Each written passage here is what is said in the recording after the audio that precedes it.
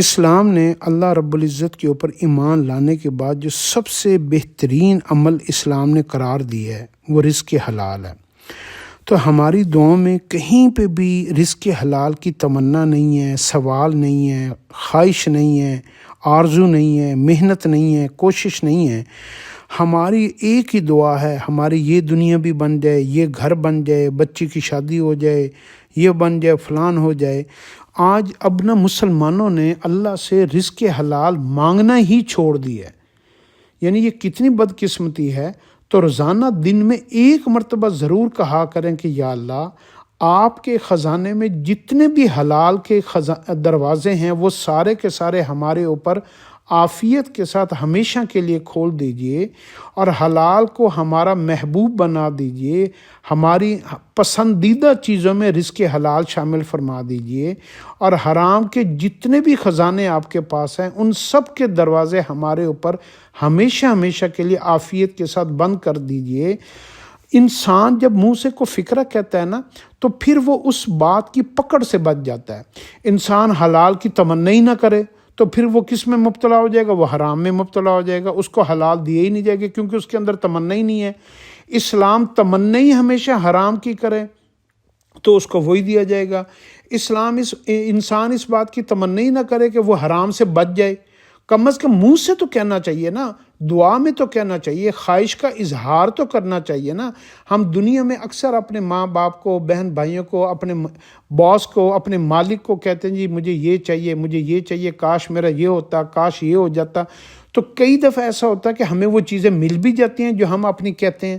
تو اللہ سے اپنی آرزو، تمنا، خواہش، اظہار اس کا ضرور کرنا چاہیے کہ یا اللہ میں حلال کمانا چاہتا ہوں، حلال رہنا چاہتا ہوں۔ اب حلال صرف رزق نہیں ہوتا، رشتے بھی حلال ہوتے ہیں۔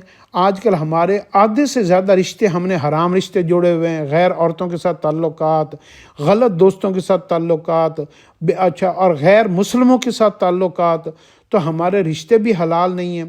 اسی طریقے سے جو ہے نا ہمارا رزق حلال ہونا چاہیے۔ رزق حلال میں کیا ہوتا ہے؟ ایک تو ہم کھاتے پیتے ہیں، ایک ہماری تجارت کی بنیاد بھی حلال ہو۔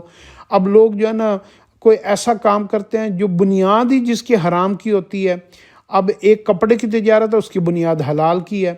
تو جو آپ اپنا کوئی کاروبار کریں تو اس کی بنیاد دیکھیں کہ اس کی بنیاد حلال ہے۔ کوئی بھی تجارت ایسی ہو، اب جیسے سٹہ بازی ہے، جوا ہے، شراب کا بزنس ہے، اس کی بنیاد ہی حرام ہے۔ تو کاروبار کی بنیاد حلال ہونی چاہیے، یہ اس چیز کا بھی خیال رکھنا چاہیے۔ اسی طریقے سے رشتوں کی بنیاد حلال ہونی چاہیے کہ بیوی ہو، بہن ہو، بھائی ہو، حلال رشتوں کے ساتھ آپ اپنی زندگی کو انجوائے کریں، نہ کہ حرام رشتوں کو آپ پسند کریں، کیونکہ اس وقت کے انسان حرام رشتوں کو بہت پسند کرتا ہے۔ ہر ایک چاہتا ہے اس کی گرل فرینڈ ہو، عورت چاہتی ہے اس کا بوائے فرینڈ ہو، تو اس طریقے کے رشتوں میں لوگ جو ہے نا ملوث ہیں۔ تو اللہ سے دعا کیا کریں کہ اللہ جو ہے نا ہمارے مقدر میں، ہمارے رزق میں، ہمارے نصیب میں حلال جو ہے نا وہ شامل کر دے۔ جب ہمارے نصیب میں حلال شامل زیادہ ہو جائے گا، آپ یقین کر لیں، آپ دیکھیں گے آپ کی دعائیں قبول ہونا شروع ہو جائیں گی، آپ کے اوپر مصیبتیں کم ہو جائیں گی، آپ کے مسئلے ختم ہو جائیں گے، آپ کی پریشانیاں ختم ہو جائیں گی، آپ کے کام خود بخود بننا شروع ہو جائیں گے۔ ایسے ایسے اسباب، وسیلے آپ کے بن جائیں گے جو آپ نے کبھی سوچے بھی نہیں ہوں گے۔ یہ حلال کی برکت ہوتی ہے۔ تو حلال کی برکتوں سے ہم ناآشنا ہو گئے، ہمیں سمجھ نہیں ہوتی کہ حلال کی برکتیں کیا ہیں۔